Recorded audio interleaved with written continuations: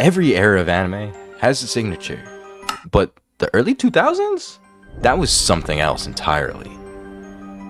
It was the era of the digital dawn, a period where the industry was transitioning from physical cels to digital composition. It was experimental, moody, and unapologetically edgy. Gotta love that shit. It was a time where anime stopped trying to be a cartoon and started feeling like prestigious television. Today we're breaking down why the specific generation of anime from around 2000 to 2009 had such a lasting impact on us anime watchers. In the early 2000s, color wasn't always the goal. There was a fascination with the desaturated, the cold, and the urban. Think of the gray, oppressive vibe of Monster,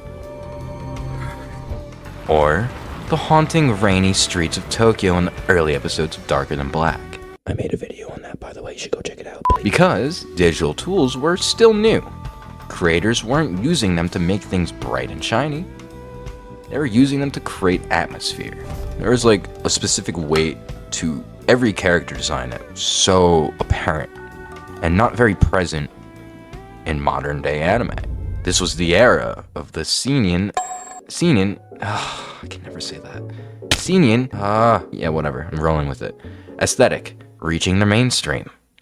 Characters look like adults, tired, flawed, and physically grounded.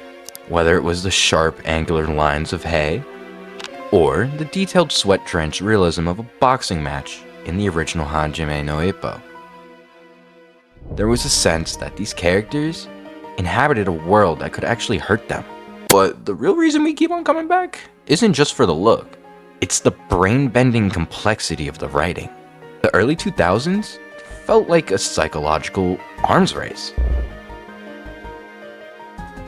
This was the decade that gave us the moral ambiguity of Death Note, where the hero was the villain, and we were forced to question our own sense of justice. It gave us Full Metal Alchemist, which took a shonen premise and turned it into a heavy mediation on grief, war, and the price of playing God. Stakes felt personal.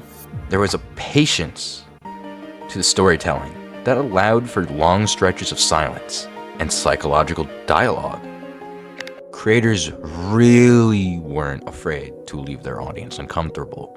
They didn't feel the need to explain every power system. They wanted you to feel the weight of each character's decision.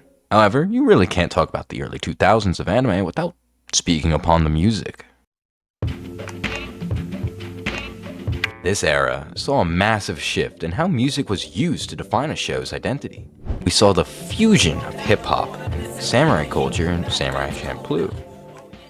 The haunting, operatic scores of Wolf's Rain, and the heavy industrial vibes of Ghost in the Shell standalone complex.